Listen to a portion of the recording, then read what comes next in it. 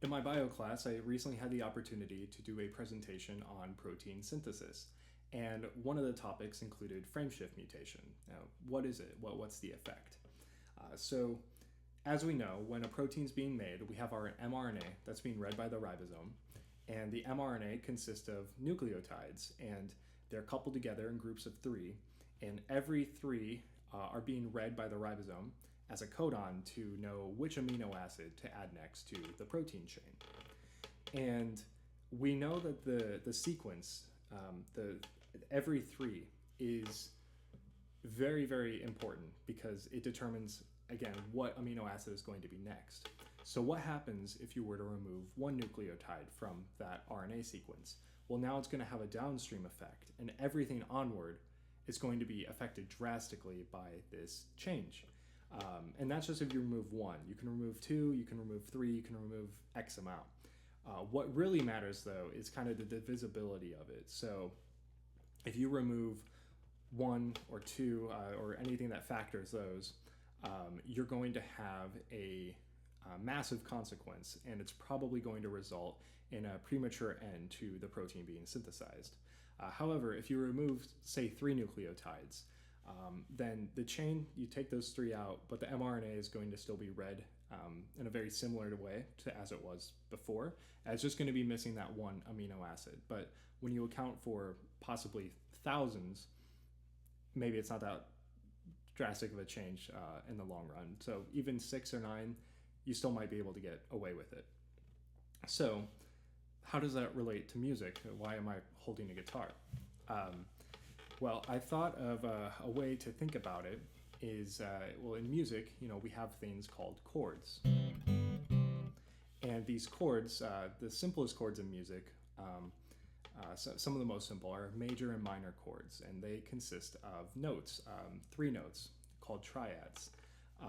And these triads define the quality of the chord. So, for example, a simple C chord, you would have the notes C, E, and G. And that's going to be a C major, and it's going to be a happy sound.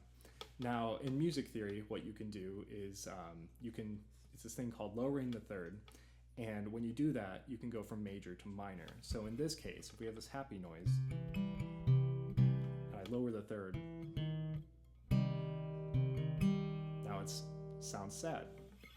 And you can think of the same thing with how we were talking about frame shifts. I moved that slightly over one, and it drastically changed the quality of the chord. So I was going to give a demonstration using triads, and the nice thing about the guitar here is that I can tune these strings individually, and each string can act as a frame shift. So here I go with, that's what I'm starting with, and I can shift one of these down, and then it's going to change the sound of what I'm playing. So I was going to give an example, a demo of one of my favorite little guitar pieces that uses triads. It's a song from the 70s called Sultans of Swing, and it goes something like this.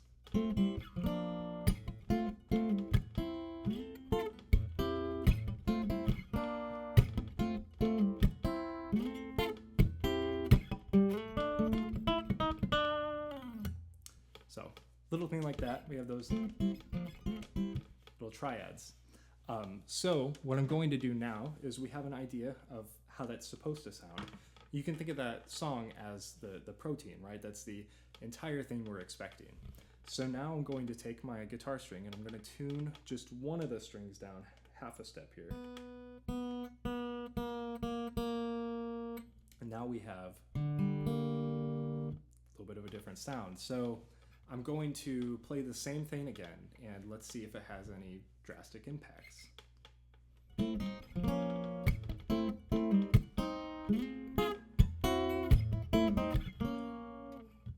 Yeah, it doesn't really sound the same there. So what happened is, again, we could think of that frame shift. We took one of the notes that we were expecting in that triad and shifted it, and it just changed the character of everything onward. So I'm going to now do another frame shift. I'm going to take another string and lower it down.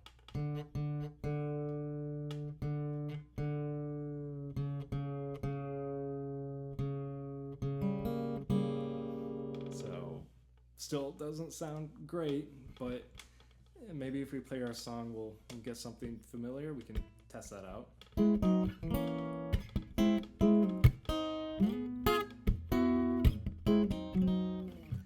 You can call that jazz if you want, but it's starting to lose a lot of its familiarity.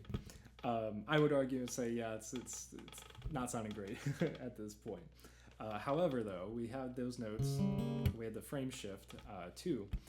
So now what happens if we lower that last one? We could do this as our third.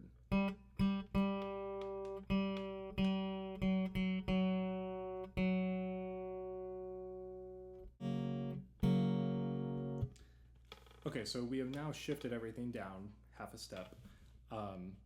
And we can play the old piece now and see if it has any familiarity.